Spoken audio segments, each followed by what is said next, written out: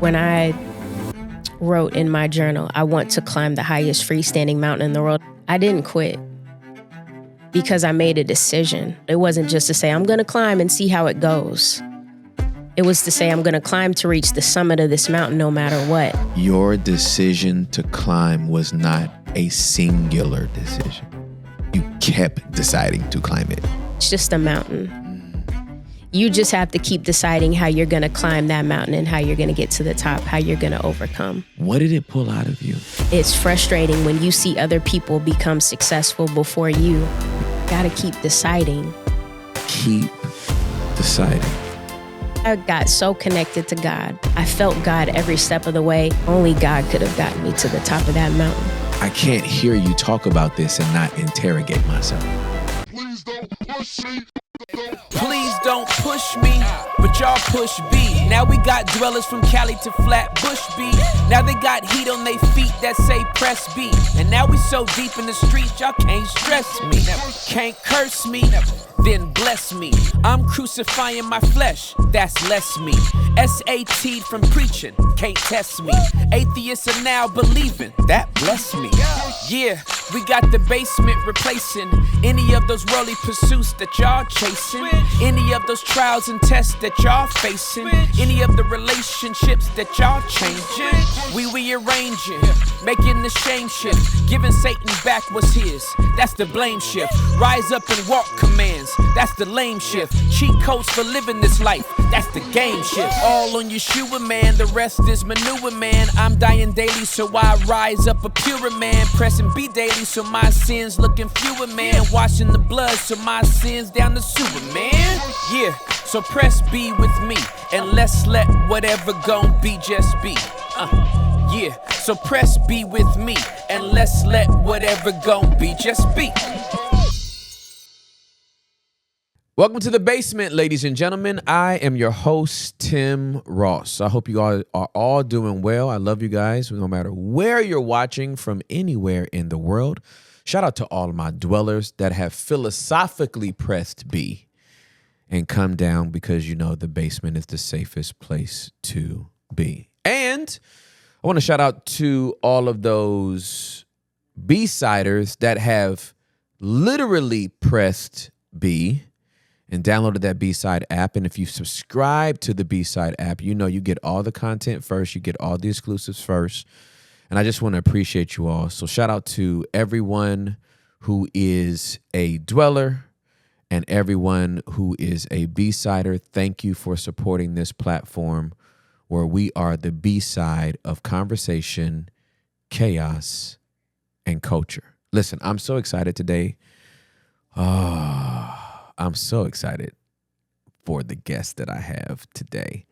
So much so that after a miscommunication, I just sat here on my couch and waited for you. Like, we didn't give her the address and she didn't even know where we live. And it's like, how you gonna host somebody and they don't even know how to get to you? But thank you for being patient with us on that. And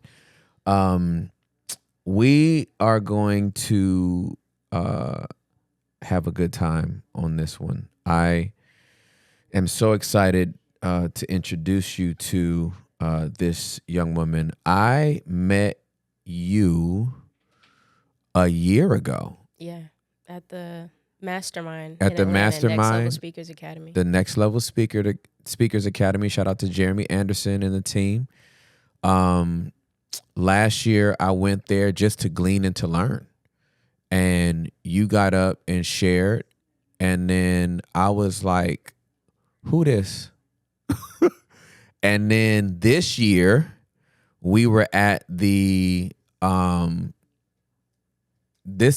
was the big thing this year. The conference. The conference. We was at the Next Level Speakers Academy Conference. Yes. Long name. And you won 3 awards. I did. You won 3 awards. And that's when I found out you were in Dallas. Yes. I don't know how I missed this last year. I'm like, I just thought y'all was all in Atlanta. And I was just the only one left out. I thought everybody was just huddled up in Atlanta. And this year, in one of the awards you received, it was about the work that you do in Dallas, the office you have in Dallas. Yep. And I was like, there ain't no way she here. I was thinking like, there's got to be another state that has a Dallas in it, because it can't be Texas. And nah, she's in Texas. And so I was like, I need you to come on this pod. And so she's here. And so we're going to talk about a lot. She is an author of the book Mind Over Mountains, Life-Changing Strategies to Overcome Adversity.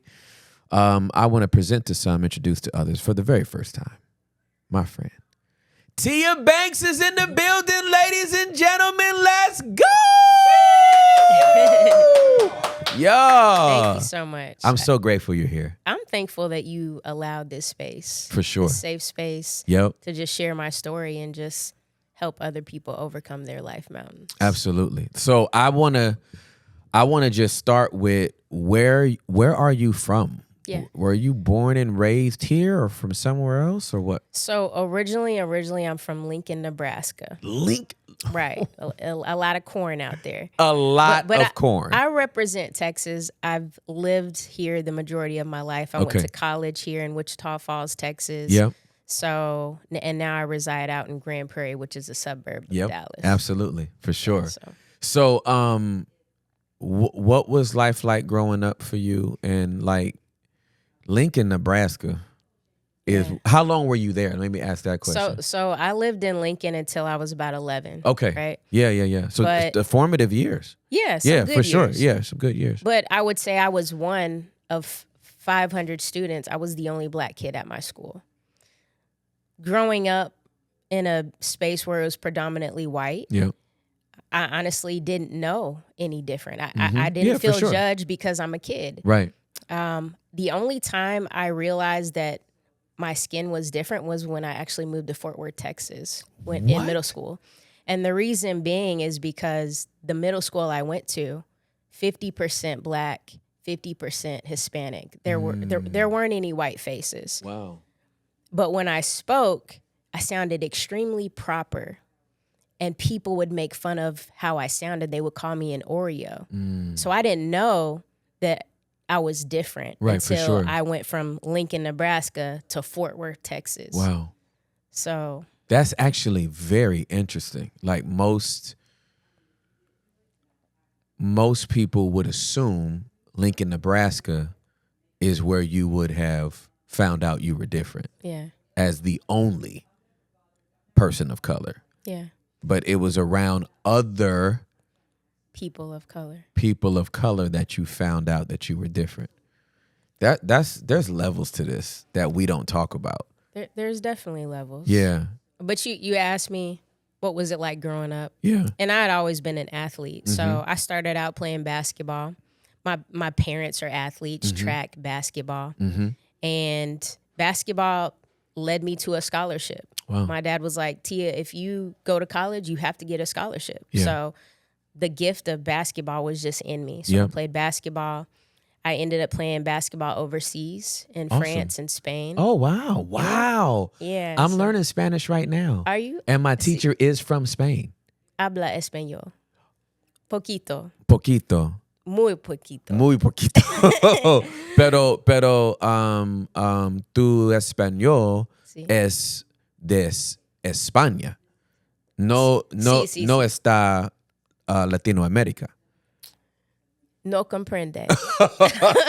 I was just saying the Spanish you even would have picked up on was from Spain and not from Latin America. Yeah. Wow, Because that's interesting. There's a difference. There is a difference, yeah. For sure. Absolutely. Wow, that's cool. From there, I came back to the United States because I wasn't making a lot of money playing basketball.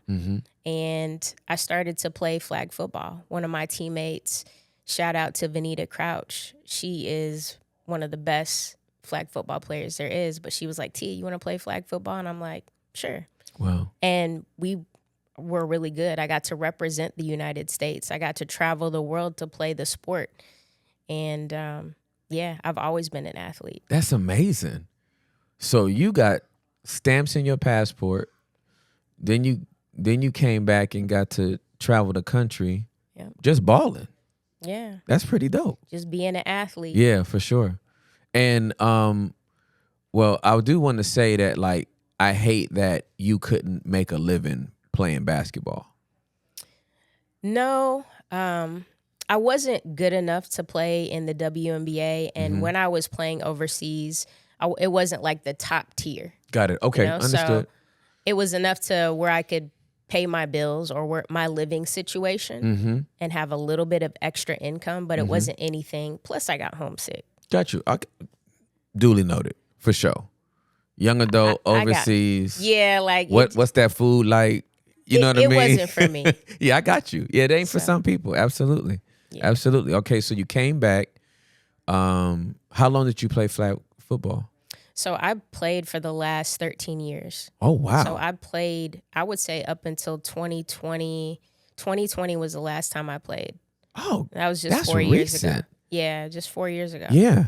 And the reason I stopped was due to an injury.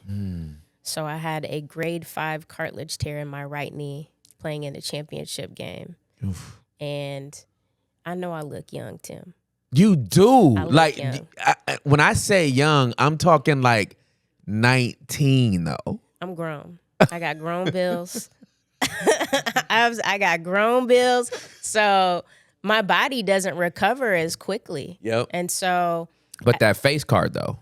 Thank you. Okay. Yeah. That face card is giving 20 and a half. It's definitely 40, 41. It's definitely 41. The knee is all of 41. The body is very much that. I got you. So when you're injured, the age that I'm at, I was injured. I'd only known sports. Yep. I had a regular job, Yep. but my purpose was in sports. For sure. And when that was taken away from me, I was on track to actually make some decent money playing this sport, making decent money and traveling the world, like enjoying the sport. Yep. And when you experience an injury like that, like you lose sight of who you are. I remember calling my coach and I was just crying, because that was going to take several months for me to recover. Yep. And I'm like, I've put too much into this sport, my identity into this sport. Who am I outside of this sport? So I had to do like a self-discovery. I would ask friends, like, what can you see me do besides play football? Wow. I would ask family members. I took Gallup surveys, personality tests. I had to do a deep dive to figure out who I am besides an athlete. Yeah. And I think when I talk to students all the time, especially student athletes, their only identity is tied to the sport that they play. Yeah. But you're more than that. Yeah, for sure. So I had to figure out who else am I? Yeah. It's interesting. Most people. Okay, let me ask a question. Where does that curiosity come from? To find out who I am? Yeah, because most people lose their identity and lose themselves. They don't go on that journey of curiosity to go, what else can I do? Yeah. They usually have a prolonged state of paralysis over what they can no longer do. Yeah. So did you always have that curiosity? No. I think it came because when I did get injured, it took me into a depressive state. Okay. So it took me into a very low place in life. And I'm thinking, I'm not supposed to feel like this. I'm watching other motivational speakers. I'm watching everybody else live their life. And I'm thinking, as a human being, our natural state is supposed to feel well. So what can I do to get that well state? Got you. Yeah. So I started to ask myself questions. Yeah. And I think a lot of times when we ask questions, we find solutions. So I had to ask myself, what else can I do besides play these sports? Yeah, for sure. And the truth is, we're gonna get old. Facts. Like real Facts. old, to a point where you can't even Listen. I'm in my old man phase right now, right? So I'm 49 and I be walking at 6 o'clock in the morning. Yeah. I do a 6-mile walk at 6 o'clock in the morning. And there are people there 30 years older than me, hobbled over, getting their walk on. And I'm like, I got a head start on y'all. Yeah. There's the younger people, they doing laps around around the little trail that we on. And I'm like, you gon' get my age and older one day, and you ain't gonna be running. You're gonna be walking just like I am. That's You, true. you know what I mean? So I'm like, I might as well just set this state of my life right now that I'm gonna be a walker. And it is it's a reminder to me of my mortality. And I want to walk out the rest of my life, not try to run it out, not try to. So that makes perfect sense. Yeah, we're going to all get old. Yeah. Yeah. And I think as young adults or even teenagers, you think you're going to live forever. They do. But when you experience life situations that are unexpected, that might affect your health, might affect your body, your livelihood, then, it's like, I'm probably not going to live forever. Yeah, for sure. What does the future look like for me? Yeah. So. Yeah, that's sobering. Yeah, young people don't like to. First of all, young people don't even think about it. And then older people don't like to talk about it because they feel like if they talk about it, then it's going to happen. And it's like, no, it's going to happen anyway. You should do it when you are in the right state of mind to have some control over some things and some decisions that you can make. You know what I mean? Yeah. So, okay. So what you go on this journey of discovery. Yes. What do you find out? What is the other thing Tia says, I can do this? Yeah. So when I asked my family, when I asked my friends, everyone would tell me, Tia, like, you're a motivator. Like, you should be a coach. You should be a speaker. And the Gallup surveys I would take, they would say that I'm a great communicator and that I should lean into some type of speaker. I think one of them even said I should be on a ship. You know, those people that commentate on the ship. Yeah, for sure. But it all led to like communication Yep. and speaking and like motivating other people. And so I said, okay, I'm just going to figure out what that means. Does it mean I become a coach? And so right away, I got certified as a life coach. I entered a program and became a life coach. So now what? How else can I motivate people? Yeah. I've always done spoken word. Really? I did. Okay. And so I would go into open mic nights and I would create a poem that just motivated the crowd. Yeah. A 4-minute poem, and I would just motivate people that way. And I'm motivating everybody. Yeah. And then I was like, okay, how much further can I take this? Yeah. So I started my speaking business. And first thing is I joined Next Level Speakers Academy. Okay. I just got to shout out Jeremy Anderson. For sure. Absolutely. Man, I love Jeremy. Yeah. I love the Next Level Speakers Academy. I went to my very first speaker conference. I met other speakers. I What got year in the was room. this? What year? So this was 2022. Okay. Wow. It's only been 2 years. Yeah, Don't tell me you've done all this in 2 years. I have. Get out of Dodge. Yeah. Okay. Wow. But and this is why I'm so in love with the community, and I'm so big on how community is currency. When I joined Next Level Speakers Academy, my life had not been the same when it comes to speaking. They helped me get clear on who do I actually speak to. Like, yes, I can talk to these people at open mic nights, but get clear on who you're really trying to impact. Yeah. And it just led me to start speaking in schools. I said, okay, I'm going to start speaking to these kids, these teens, and speaking to educators, helping the educational community. And so since then, I've been speaking in schools nationwide. Hey, this has only been 2 years, 2 though. years. 2 years. All right, hold on. Let me fix my timeline. Let me fix your timeline in my head, okay? You get injured in 2020. Yep. You go through this journey of self-discovery, which is around 24 months. You find the Next Level Speaker Academy. And then all the stuff that you've accomplished in speaking, has it even been a full 2 years? Yeah, it would be 2 years. It was 2 years May in May. So coming up on 2.5. Yeah. Unbelievable. And I missed a really important part in 2021. Okay. So 2020, I'm doing the self-discovery. I get certified at the end of the year as a life coach. Mm-hmm. I started to lean into journaling, meditation. Mm-hmm. One day I came out of a meditation and I wrote in my journal, we know how words are power. Yeah, absolutely. I want to climb the highest freestanding mountain in the world. Okay, hold on.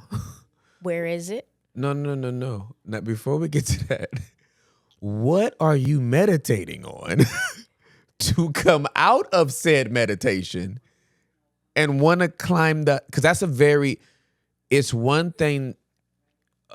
Yeah. I need clarity. So for me, meditation is complete silence and it's hearing what God is telling me. Yep. Right? Prayer is like communicating to God, Right. like what I want, what my desires are. But when I meditate, I'm finding the voice. Facts. And hearing what he's saying. Great. So when I came out, it just came to me to write that. I want to climb the highest freestanding mountain in the world. I didn't even know where it was. I didn't know how high it was. You wasn't watching National Geographic? I ain't never climbed a mountain in my life. You wasn't watching the documentary on mountains? You wasn't reading a verse on mountains? Mount Zion? No. Mount Hermon? What? No. I've always been an athlete.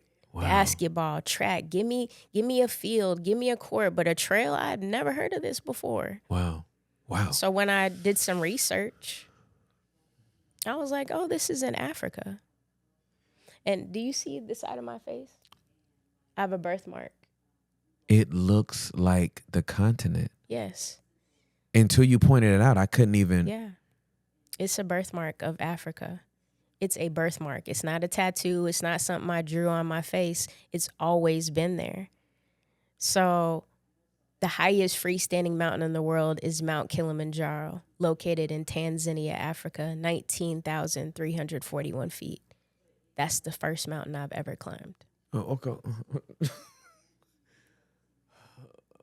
Tia, you different.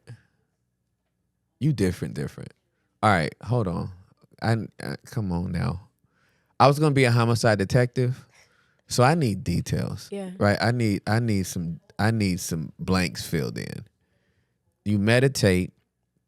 You come out of meditation. I'm gonna climb the highest freestanding mountain in the world. You do some research. Yep. You find out it's Mount Kilimanjaro, over 19,000 feet, and then you climb it. I need you to fill in between research and climbing. Yeah. So research was towards the end of 2020. Okay. That's when I was getting my life coach certification. Mm-hmm. And in between that time, in July of 2021, that's when I started to prepare to climb that mountain. So the research, I would say it was identifying like how I would climb. What route should I take? If there's a guide that can climb this mountain with me, are there other people that can climb with me? How long should I climb this mountain? Because there's 9 different routes that you can take. But I wanted to take the route that would help me be most successful because this is my first time climbing. The research was, what kind of training do I need to do? Do I need a breathing coach? I hired a breathing coach to help me with the high altitude. A lot of it was mental.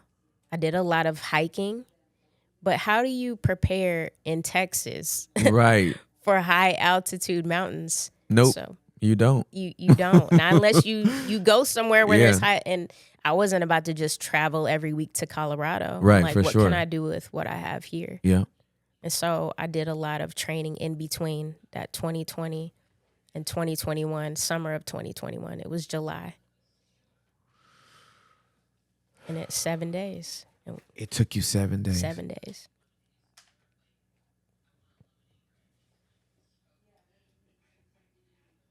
Did you have a guide? Yeah, so I hired a guide service. There was a team of 4 of us. Okay. So I call her my partner in climb, Chef Sheena She Wins. That's fire. And then we had 2 friends from Zimbabwe, William and Yvonne. And so we had these porters. Porters are the people that carry like the heavy gear, like your tent. Mm-hmm. They'll carry food. Mm-hmm. All we had to carry was our day packs. Okay. And so this guide service, we had 2 guides, Valet and Jumo. Okay. And day 1 out of a 7-day hike, we're climbing. It's beautiful. We're in a forest. It's sunny. You see monkeys. It was exciting. But the crazy thing is, Tim, I was extremely sick before I even got there. So I remember on the flight to Africa, I got extremely fatigued. And I remember like I had like the back of my throat, it was like on fire. Wow. So I'm like, is this COVID? Because this was right around Right. COVID. Yeah, for sure. Absolutely. So when I got to customs, they gave me a COVID test. It was negative, but my symptoms got worse. And now with my throat being on fire, now I'm starting to cough. Yeah. So as we're hiking on day 1, everybody's excited, but I'm sitting here coughing, trying to catch my breath. Oh yeah, and we're at 50% less oxygen than we would be here at sea level. So it's like I'm battling these elements, and I'm having a mental battle. Because I'm like, I researched this mountain. I prepared financially for this mountain. It was an investment to prepare my body. And I'm frustrated because this is only day 1 and I'm struggling like this. Yeah. Wow. I don't even know if I'm going to make it. Yeah, for sure. So the first night they had to administer oxygen to me. Wow. Yeah. And you didn't quit. I didn't quit because I made a decision when I wrote in my journal, I want to climb the highest freestanding mountain in the world. It wasn't just to say, I'm going to climb and see how it goes. It was to say, I'm going to climb to reach the summit of this mountain no matter what. Yeah. So they gave me oxygen. Okay. Yeah. Mm-hmm.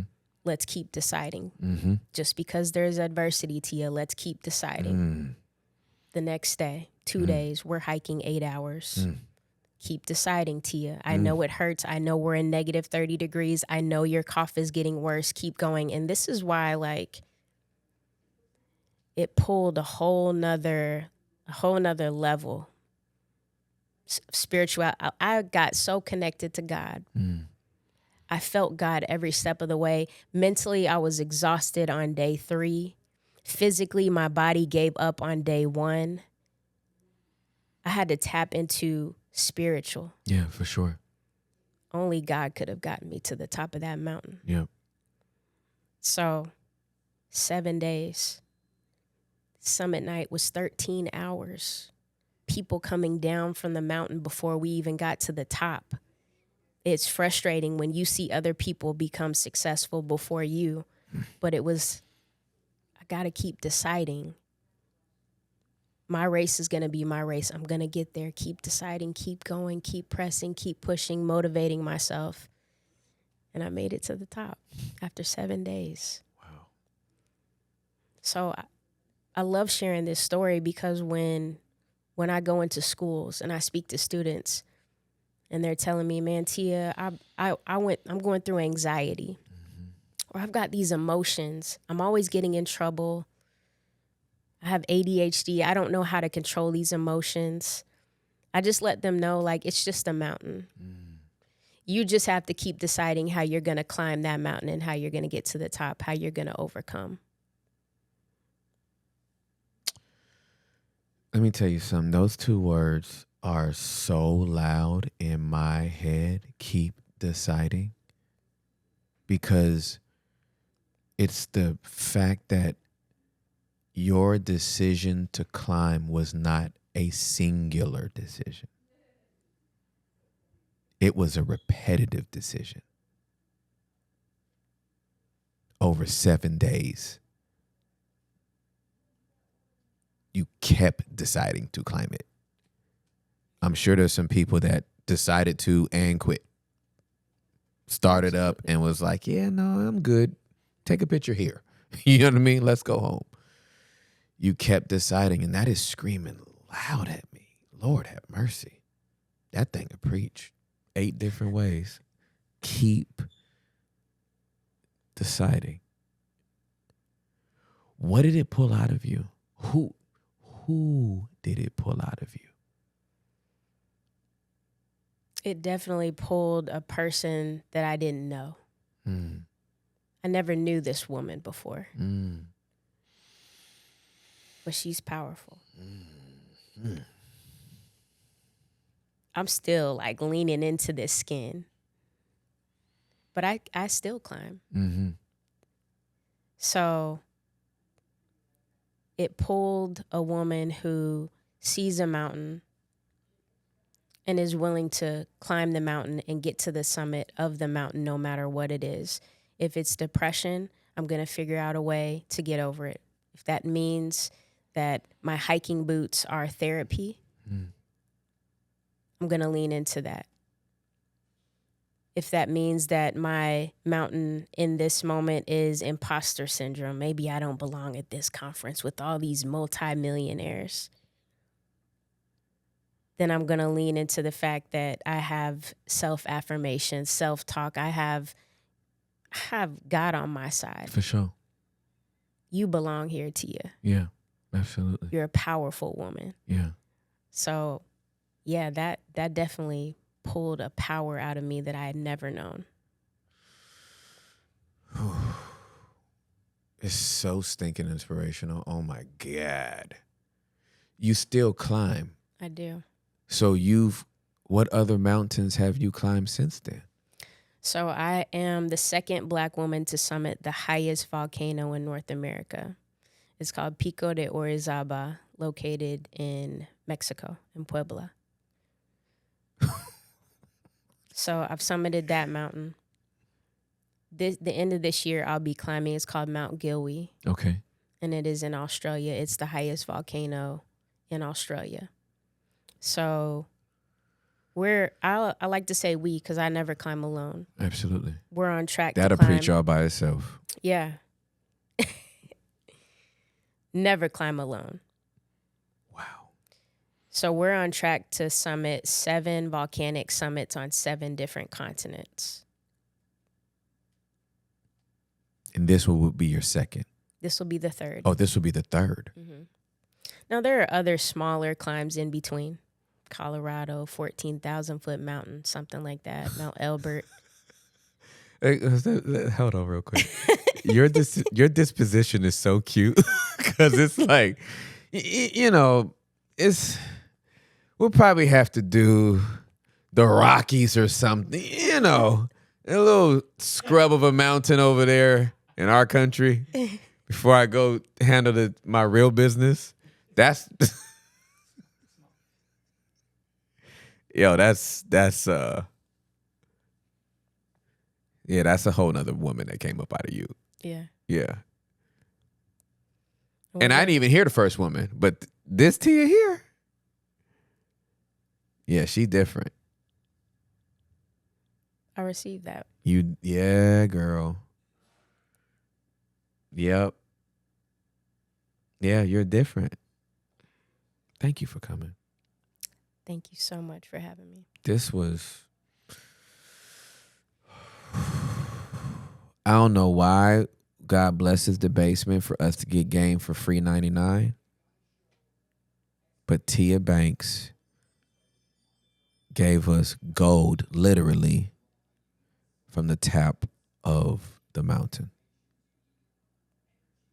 Thank you, Tia. Thank you. And until next time, y'all, deuces.